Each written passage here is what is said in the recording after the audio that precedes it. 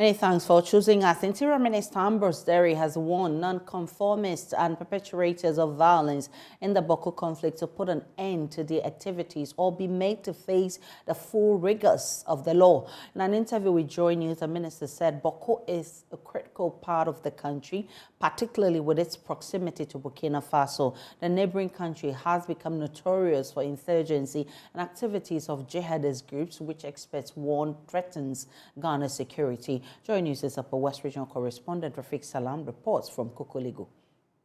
It's been the practice of Interior Minister Ambrose Derry since the days of yore and before he joined public service, holding New Year party for members of his clan at Kokoligo and its surrounding communities. Over the years, the patronage has expanded and is now held for all Nandam constituents and the region at large. It gives the revelers the opportunity to meet with duty bearers, especially Ambrose Derry, who also doubles as a member of parliament of the area, to make merry and also reflect on the successes and challenges of the previous year with a view to finding solutions to them. We would continue to pursue the development agenda. One of them being employment. From independence to 2017, the public records show that 600,000 people were employed under Nana Dodako Akufo-Addo. That's far. We've employed 400,000 more. But we are the first to admit that unemployment remains a challenge. We are going to do our best. Yes, going into the new year, there's a ban on public and civil service recruitment. But I believe, you know, that way I speak of is neither civil service nor public service. You see road infrastructure, we need to do more. There are roads that deserve attention. It's all over the country. And it looks like now roads is the hottest demand that we have. And we are going to make sure that we work to make sure that the Upper West is not left. Touching on the renewed Boko conflict, which has claimed over a dozen lives, he disclosed that though the security agencies have upped the ante, but that is only the first step, assuring the people that they will work to ensure that peace is returned to the area. Into the new year, as we have got into new year, take more serious steps and strategies to make sure that Boko returns to peace that it deserves, that state institutions can operate, hospitals, schools can continue to operate, and our children continue to go to school. We have taken note, we have increased numbers as a transitional measure, but we are going to come up with strategies that you would soon see would greatly improve, and we get back to more peaceful times. Ambrose Derry, however, has this warning for the hawkish and nonconformists in Boko. Show all those who want to be violent and non-conformist and not law-abiding, that we shall meet them squarely and let the law take its course. We are not going to allow a few people to take the peace and security of Boko and therefore Ghana at large for granted. We would come after them and we assure them that they can run but they cannot hide. Boko is a very important part of Ghana, especially that it shares border with Burkina Faso and Togo, and therefore we would want that it is peaceful and secure to enable us fight off or ward off the extremists who want to migrate southwards. The Interior Minister is hopeful that despite 2023 forecasted to be a difficult year, the government will support from the citizenry will sail through. So for me, the new year is a year that we look up to. We are told that the world forecast is that it will be a difficult year. We believe the battle is still the Lord's. And government is going to work hard. And with the cooperation of Ghanaians, we will come out. And our president, Nana Dodako Akufo-Addo, better than our neighbors and the world at large. For now, all I can say is I wish you again a happy new year and God bless us all. Reporting for JoyNews, Rafik Salam, Kokolibu. A simple bridge connecting two small towns in the Anglo constituency in the Volta region has been in a deplorable state for years. Efforts by community members with the aid of the MP to fix the bridge has been stopped on several occasions by authorities. The community say they need urgent help to fix it before more people lose their lives trying to use the bridge. Kokwa Sante visited the community and now reports.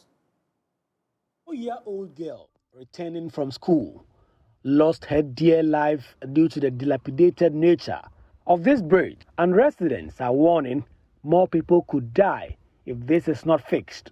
This bridge, constructed mainly with metal plates as the bed, has become rusty and is now riddled with holes in many parts. Users have had to navigate cautiously. Constructed close to 30 years ago, this bridge is overdue for a major renovation, but has not happened. Assemblyman for the Atiteti electoral area, Raphael Kwejo Agbenavo, says the bridge is now a death trap. Very, very terrible. It's not just bad, it's a death trap. So we decided to do our own thing as a community. So we bought some chipping sand for the project. But lo and behold, the railway came in and said that we shouldn't touch the bridge. They came to change some plates at the cost of the MP, because MP have to pay 4,000 for them to convey 20 of this plate from Kokora to me to come and repair the severe damaged ones. And recently, 3 weeks ago, a young girl returning from a school have to fall on this bridge because she is trying to dodge these big holes on the bridge. So at the process, he fall through this side of the bridge and fall into this water. And that's the end of the small girl returning from school. What crime have this young girl committed? If duty bearers could have allowed us to do our concrete overlay, could have account to this situation. Other users, particularly motor riders, which is the main source of transportation in the area, are worried if this is not fixed immediately, more people could lose their lives. This thing there is no good. It make way people they for the this thing inside the down. So it's no good for you for the So when you're on it, you are afraid that maybe you yourself you could fall in or your yeah, I'm afraid. So I go for the inside. Sometimes when you are working on it, it seems you'll be feeling as if you fall inside. So our hope is that they should come and redo it for us, because this thing can cause harm to us. Yeah, so if they could try and do something about it to us, we will like it. Yeah, because sometimes if you don't take time, you can fall inside. Even when you are on motor, you are scared because of the way these places are harmful to us. Yeah. MP for Anglo constituency, Richard Kwame Sefe, who sponsored a partial renovation a few years ago, is frustrated that despite the community's effort to fix this, some state authorities are hampering these efforts. Me, personally, I think I have done my part as a leader, for that matter, the people's representative of the area. I've written to the Minister of Highways, and we went very far to the extent that some of the platings that you see here replaced were paid by my good self, and we were about to replicate something that happened around Galosota. The same situation. After the contractors are about to leave, they replace the metals with the concrete, and it made the job very solid. But whatever it is, we have to prevent human life loss. So we are on it, and I pray if government could intervene, because this is nothing. We only need proper aluminium to be laid on this. This community is reeling under the death of a 4-year-old girl who tried to navigate these challenges on this bridge. She fell to her death. The MC, the district assembly, the MP, the assemblymen, they are asking for help from government to be able to fix this. But they themselves are trying to do something on their own. Just behind me, we have chippings of stones and sand ready to lay some concrete on this bridge to fix it. But they had faced some challenges with government asking them to go through some formal procedures and frustrating the process in the long run. They cannot wait any longer. They want to prevent more deaths from happening. Reporting from the Volta region, Kweku Asante, Joy News.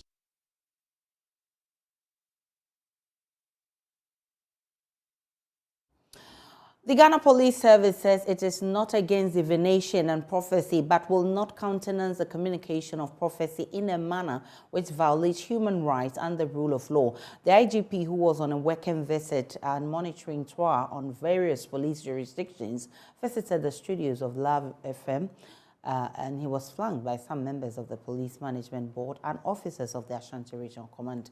Nana Boache Dankwa has more. The Inspector General of Police, Dr. George Akufu Dampare, who was on a working and security monitoring tour on various police jurisdictions, visited the studios of Love and Insure FM, flanked by some members of the Police Management Board and officers of the Ashanti Regional Police Command. The IGP says his visit was to support and monitor security arrangements and deployments, interact with the media and members of the public, commuters and drivers to boost morale and general security. Police in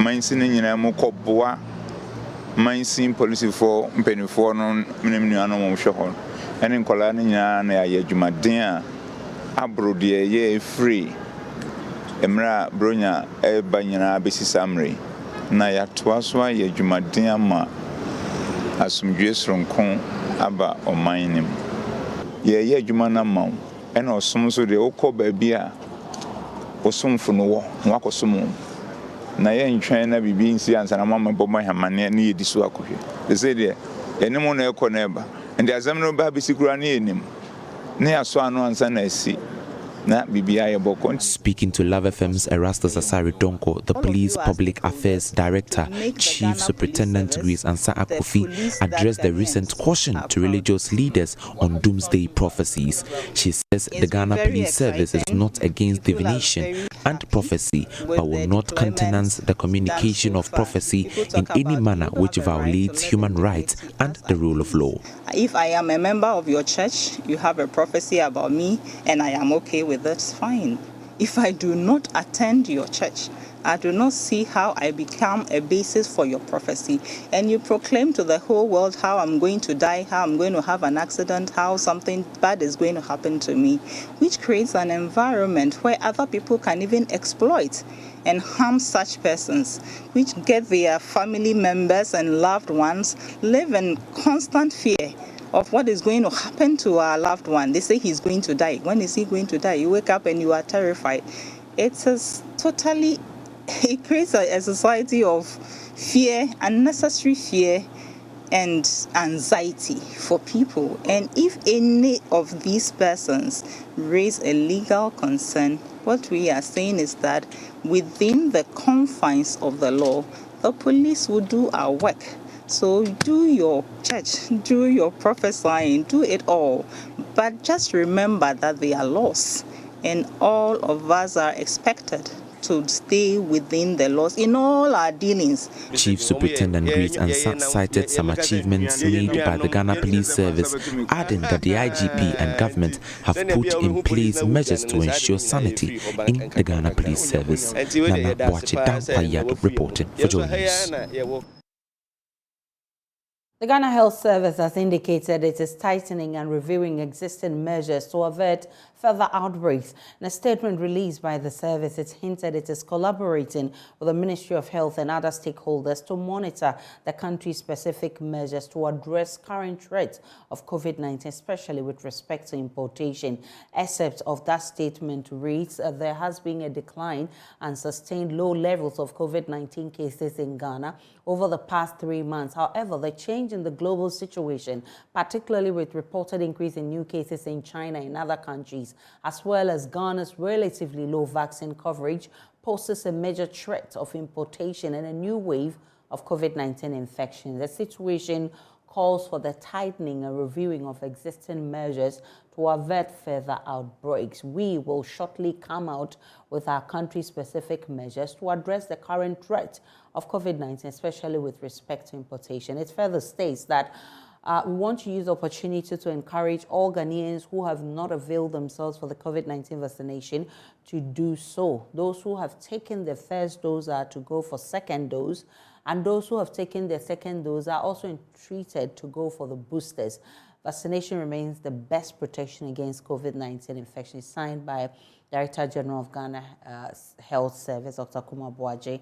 Now, joining us via phone is Dr. Franklin Bekwe, who is Director of Public Health. I'm grateful for your time, Mr. Franklin Bekwe.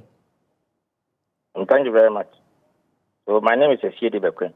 Yes, sir. Mr. Seydou Bekwe, thank you so much for joining us. So you say that you are monitoring some of our COVID protocols so that you come out with specific measures. What specific measures are you bringing out this time to deal with this pandemic, which is showing up again on the global village? Thank you very much. Let me say our release is an approach to allay the anxiety and the fears of Ghanaians. So, because of the perceived or the threat going around the globe, we have met and then we have agreed on a number of measures. So we have like general measures and a specific. I think that our release is talking about the general measures. The specific, as was clearly stated, will be communicated very soon, maybe today or tomorrow. So I am not speaking on the specific measures. What I want to put across is that you see where we are now is not the same as where we were in 2020. So the issue is not just about the importation. We also have cases within the country. So our focus, should not always be on importation. So in trying to address COVID, I would say it's an attack and defense. The attack is the importation, which I say that we are going to come out clearly with our specific measures. But there's also a defense part, which is the vaccination. And that's why we talk about the fact that Ghanaians should get vaccinated. I think that basically that's what we want to do. And we need to put across that the global space, so if you look at the data across the world, you can see that there are cases all over. I mean, UK, US, China, South Korea, Taiwan, they are all getting cases. So it tells you that you need to get yourself protected, and that's the way of vaccination. And I think that's the way we wanted to come to the garden. Some countries are beginning to restrict countries that they believe are infected. For instance, China, they are bringing very severe restrictions to people who want to enter their countries from those areas. Are we going to do the same? So as our statement said, we will come out with a clear country-specific measures. And that may include things like that. But what I'm saying is that for now, you see, no matter how the attack is, if your defense is very good, you can avert all the groups. So for a start, we want to push the idea of Ghanaians getting vaccinated. And we don't want to run away from the fact that we need to be protected against the virus. The specific measures will come, I think maybe today or tomorrow. But first, as a service, what we are crucial about is the vaccination rate. We are saying that we have not been able to achieve what we aim to achieve. Ghanaians should get vaccinated. We have a reasonable number of vaccines in the country, and that is for us our goal for now. The importation measures will come maybe today or tomorrow. But I think for us, it's good that we communicate to Ghanaians that for the past several days, we have been engaging our stakeholders within and without the country, trying to be clear what measures we put in place to minimize importation, and that one will come out very shortly. Dr. Seydou Bekwe, I'm grateful for your time. He is the Director of Public Health, and he says that between tomorrow and the following days, they will be bringing strict measures or specific measures to deal with the COVID spread. Still to come in this bulletin, we'll tell you about plans by the central region to invest in rice production to feed the nation. How exactly, the regional minister will tell us more after this break.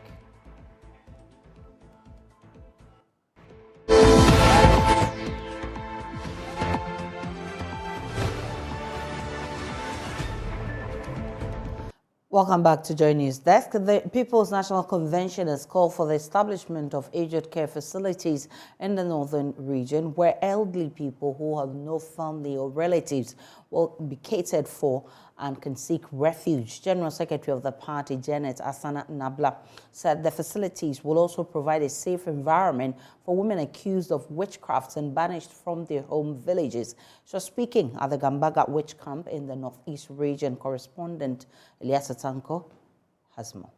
Gambaga Witch Camp in the Northeast region recorded an unprecedented increase in the number of women who fled violence and abuse from their home villages after they were accused of being witches by their family members and religious figures, especially pastors. According to the camp coordinator, Samson Lal, the year of 2022 has been a difficult period in the history of the camp as it recorded an unprecedented figure of 94 inmates, majority of them from the Konkomba and Bimoba ethnic tribes, who were accused and chased out of their communities across the Northeast region. This year has been very bad for us.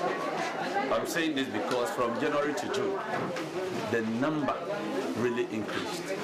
In fact, we were almost done with everybody because we're level only 65. But now we have 94, even as we speak. We have sent home a lot of them. Many of them have gone home. But just January to June alone, we have 24. Out of these 24, we sent home 10, leaving 14 staying. And July to December, we had 12 again. Samson attributed the rise in the number of victims at the camp to the deterioration of the Ghanaian economy or the economic hardship in 2022, which he said increased poverty and caused the belief in witchcraft to grow stronger in rural societies. For me, looking at it, it's about hardship, honestly, and mysterious deaths. And you know, when the difficulties are there, when people, die mysteriously, when people are going through suffering, you see somebody sleep and say, it is you who is making me poor. All those things we have just checked through, and these are the results we get. He said elderly women, some suffering depression and mental illness, continue to form the majority of those accused and targeted, in addition to others with eccentric behavior interpreted as evidence of evil spirit possession. Many of them are mentally ill, but you will not know. So from there, they say certain things that nobody can say it, and then they are accused. The camp coordinator further revealed that the situation has caused congestion and put pressure on the little resources available in the camp, and therefore called for assistance from government and benevolent entities. Look, right now, we are forced to put some of them two in a room. If you get to know, for instance, in Mangazia's room, the women are about 4 because they are new. And you know, you can't just put the new person into a room. You have to study the person and carry the person, counsel the person. At a point that you know the person might not harm herself, then you allocate a room for her. He was addressing officials of the People's National Convention Party who were at the camp to donate food items and celebrate the festive period with the inmates. The General Secretary of the party, Janet Asana Nabila, who led the visit, could not hold back her tears after listening to the plight of some of the victims. In her address, she described the existence of these witch camps as evidence of state failure. The state have failed, and I'm not saying that the MPP government have failed. I'm saying that the state, because since the Fourth Republic, MPP and NDC have alternated power within themselves, and these women kept on coming. They kept on coming. And then, as I told you, if they bring somebody to this place, it is the responsibility of the police to make sure that they go there, do investigation, arrest culprits. When that happens, that society will never accuse anyone. But they don't do that. So the state have failed. That is why these women are here. Because they don't care about women issues. If this were to be men, it would have been a different case. The PNC has proposed the establishment of aged care facilities in all 16 regions to provide a secure sanctuary for aged people who have no family or relative to cater for them, as well as victims of witchcraft accusations. Government should put up like old people's homes. These homes are supposed to take care of people who don't have strong family members and who are also vulnerable and don't have a place to stay.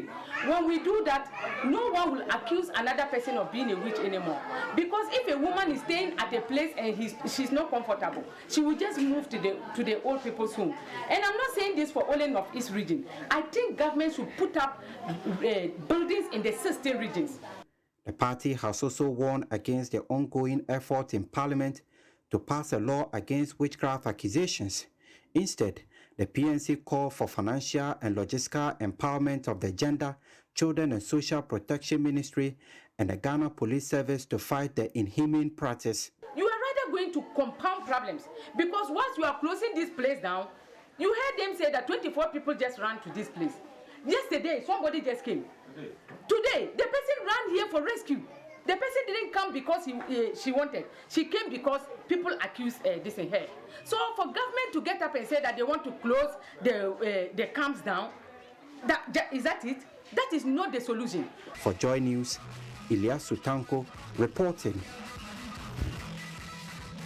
In the Central Region, the region is initiating a 5-year strategic plan aimed at making the region a major rice production hub in the country. That's according to Central Regional Minister Justina Marigold-Hassan. The minister says the region is partnering with international pro-agriculture agencies to provide equipment and other implements that would help shore up agriculture production in the region. Justina Marigold-Hassan was speaking at the end-of-year Regional Coordinating Council meeting in Cape Coast. There's more in this report.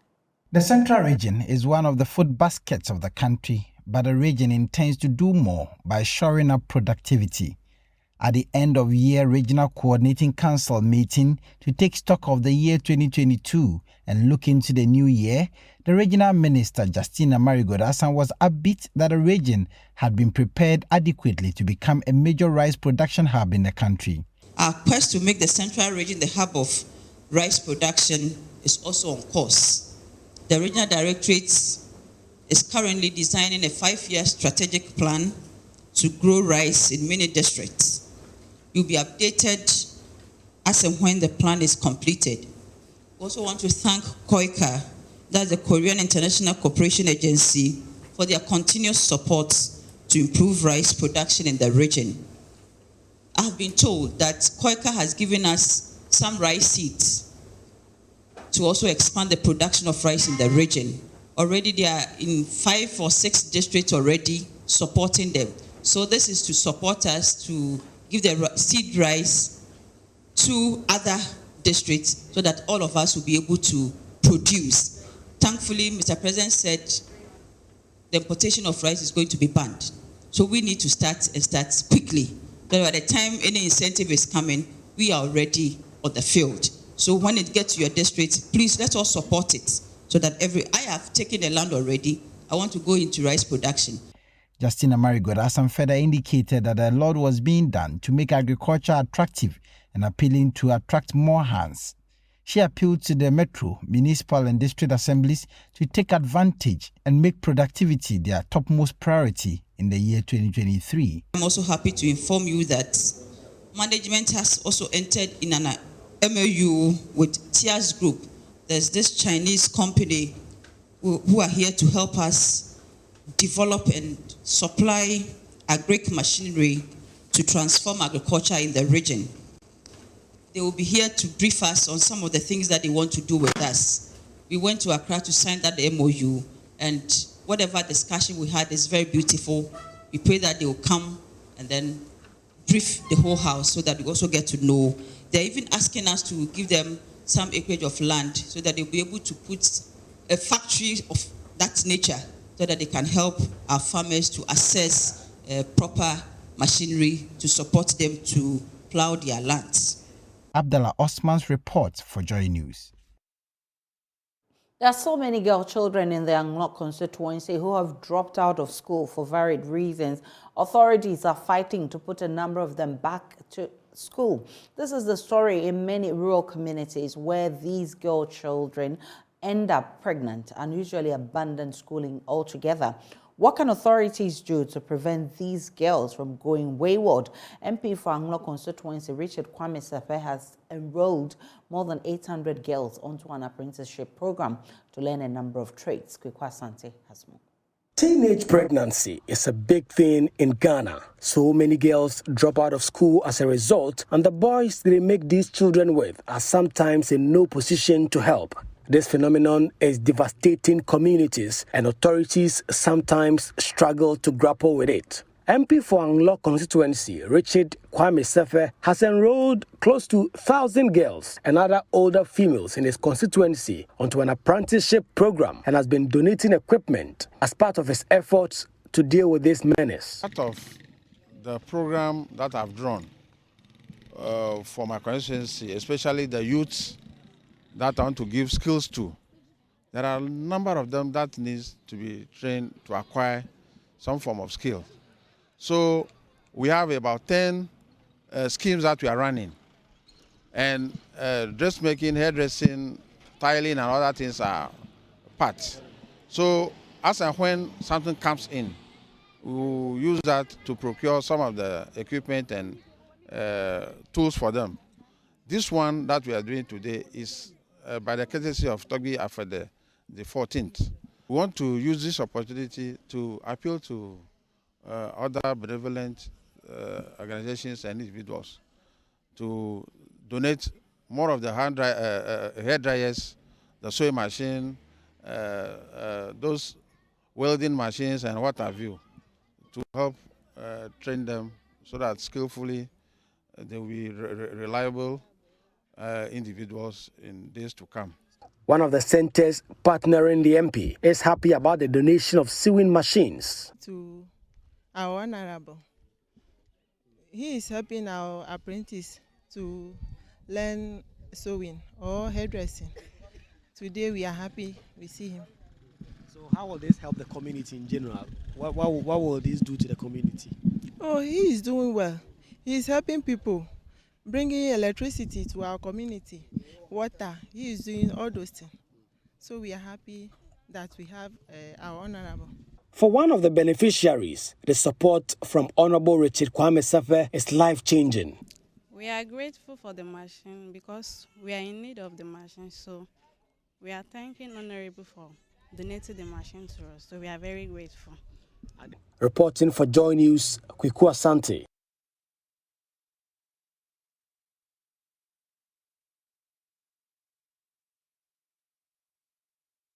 So the Sagleme housing project continued to generate controversy, especially among the minority and majority members of parliament as the housing deficit continued to increase. When we return from this break, we'll bring you an interview which Kwekwa Asante, our parliamentary correspondent, had with the MP for Sona Tuna Calabar, Andu Charity.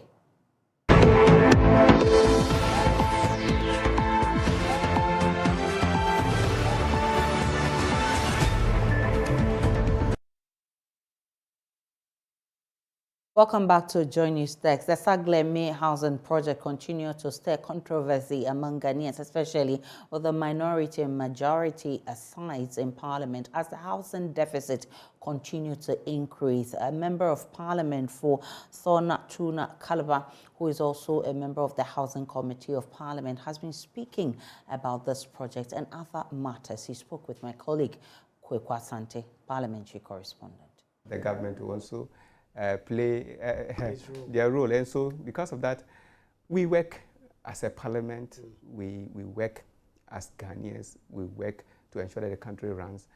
It is now the duty of President Akufo-Addo and then Dr. Mahmoud Bawumia to ensure that the country runs properly. So Honorable, do you not believe that the minority are simply just being sometimes anachronistic, antagonistic, just for political expediency? Because Ghanaians expect that you hold the government's feet to the fire. But some of your opposition, you are opposing 2.5% tax. Government says that it is because of you that the levy is struggling. Your fight that you put up last year, people lost trust in government's ability to raise the revenue, and they lost that revenue. So why are you all up in arms against some of these key government revenue measures in the budget? Oh, if government will blame the NDC for their woes, then I think Ghanaians should quickly get this government out and bring in the NDC. Because, like I said, we are in opposition. We are a government in waiting. And so we need to ensure that policies that are brought to the nation are of benefit to the people of Ghana.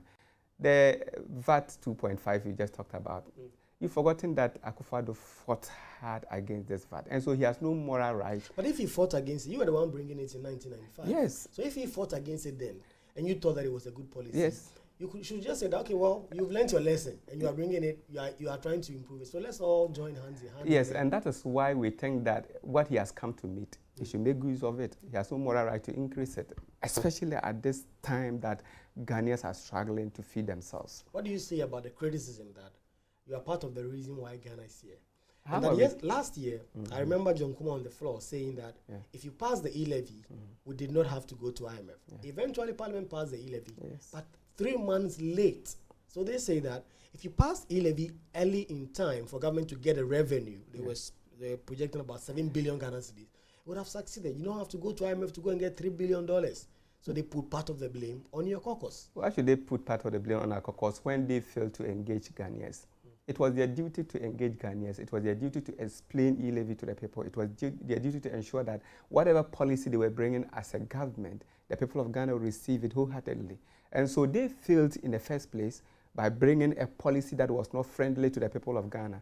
I don't think as a party or as a people in opposition, it is our duty to bring policies that will favor Ghanaians. They brought policies. Look, as we are members of parliament, we are also Ghanaians as well. And so we have constituents that we represent. And so if they are bringing a policy that we think that, or we have realized that our constituents do not buy into it, I don't think we should just keep quiet and allow it to go and just for people to say that we are supporting government. No.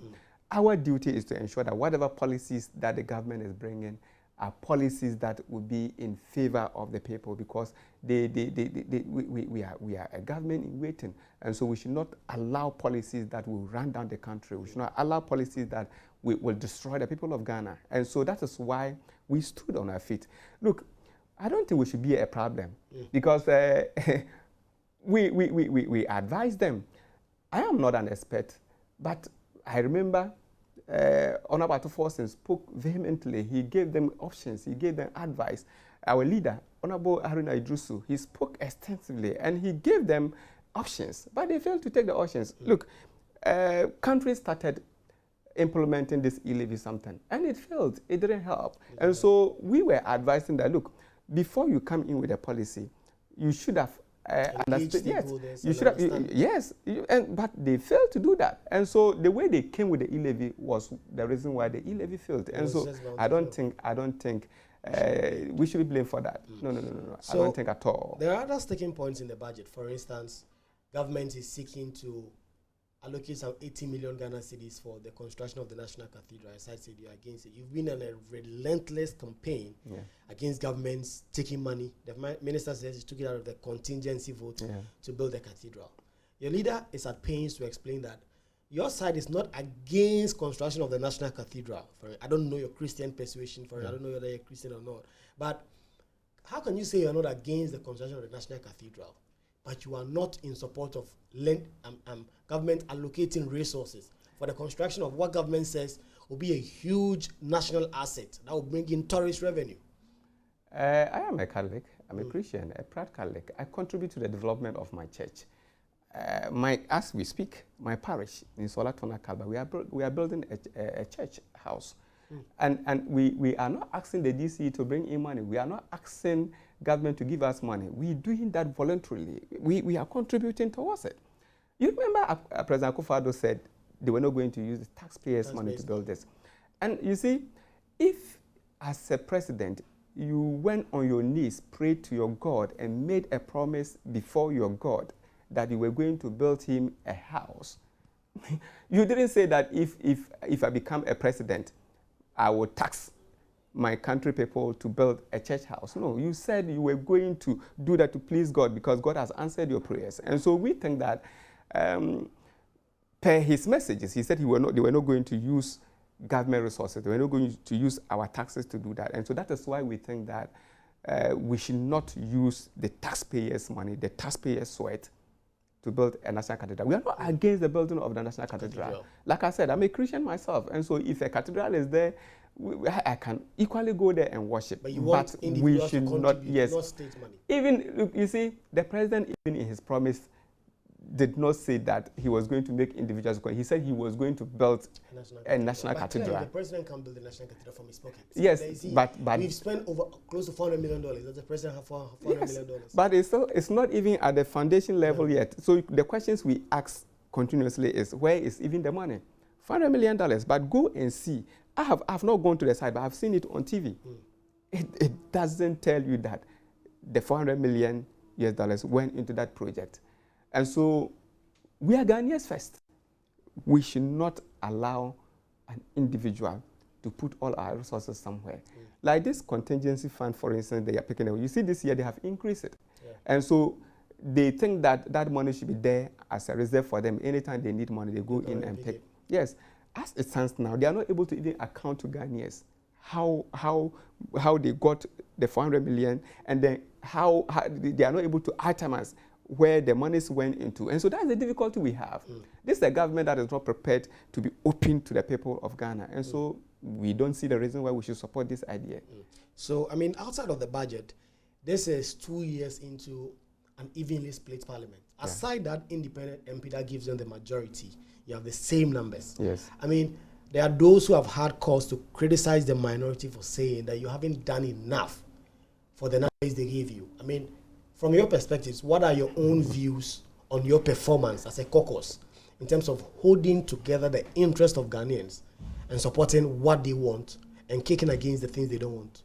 I think so far so good. We don't have to blame our side for whatever that is happening. President Akufo-Addo happens to be that hard person, in quote. He's a person that thinks that whatever I want to do, I must do, whether it's lawful or unlawful. And so that is why we are struggling as a country. And so if people are not careful, they're going to push the blame to the minority. But we should not be the ones to be blamed. The fact is that we have always stood on our feet. Look, let me tell you, this e-levy, for instance, you just said it, that they are blaming it on us. But we ensure that they did the right thing. We ensure that it was eventually passed. There are those who say that you were doing a walkout. Yes. You did not have to do a walkout. Yes. That to stay in, you walked out. People say they don't understand the strategy. You see, there are people who are even accusing your side of taking money. To the extent that you are taking money to just do the bidding of government. It's a pity that people will have to think this way. We are people with integrity. We are people who are representing several thousands of people. And so I don't see why people should be thinking this way. No. We are not here just to make money for ourselves. Like I said, we are representing people, and so we should do things that will please the people that we represent. You see, we have 137. Yeah. Yes. People say they expect more from the minority. Yes. That is the way people are thinking. But you see, it is not just, you know, we have percentages in Parliament. Yeah. You have been working here. You report for your JoyNews from Parliament. And so you should know the rules and whatever that goes on in Parliament. It's not just about saying that I have 137 and so because of that I'm winning. No. We have numbers that we use, especially when it comes to voting. And so sometimes, like I said, this budget, for instance, the way we passed it yesterday, people who do not understand, they are complaining that whether we fear they pass the budget. No, they have forgotten that the budget is going to be in stages. As we speak, estimates have not come. We will work on the estimates at the committee level. But you see, it comes to estimates, for instance. You are set to go on break on the 21st of December. Yeah. Today is 7th. That means you have barely 2 weeks. Yeah. Estimates are not in. People are expecting Works and Housing Committee. How well can you do work on this when, for instance, next week is expecting the committee to bring the report and vote on it? Yeah. How well a good job can you do? People expect the minority to say that, well, if you're not bringing it up until this time, we are not approving it. You know what? If you relate well with people who serve on the Western Housing Committee, they will tell you that Honorable Chibite is difficult. No, it's just I'm a very principled person.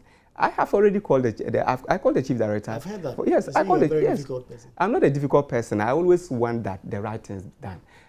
You just ask. Imagine that this evening, the clerk calls me to tell me that the estimates have been brought, Then I go to pick the estimate this evening. Then they advertise that tomorrow we come and sit on that estimate. So if I object to it, you describe me as a difficult person. I have to go and look through the documents and ensure that when we meet with the ministry, the right questions are asked for the right answers before the estimates are brought to the reports are brought to the plenary for debate. We don't just go and sit around and pass documents. No. And so I have already called the Chief Director for Sanitation and Water Resources yesterday. I called the West and Housing Ministry to find out when they are bringing the estimates. And I told them, I am a deputy ranking member, I'm not the ranking member, I'm not the chairman of the committee, but I have a say in the committee, even if I were just an ordinary member, but I have a say in the committee. And so I already pre-informed them, if you don't come with your estimates early, then you come with the estimates late, you cannot rush on the committee to do a shoddy job. And so for me, at the committee level, I insist. So you are promising that your committee is going to do a thorough work on the works and housing committees, estimates, and other agencies that come Certainly.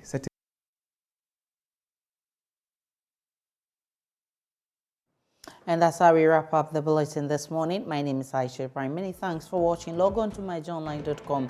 There's more of the news and updates of all the developing stories. See you again at 12.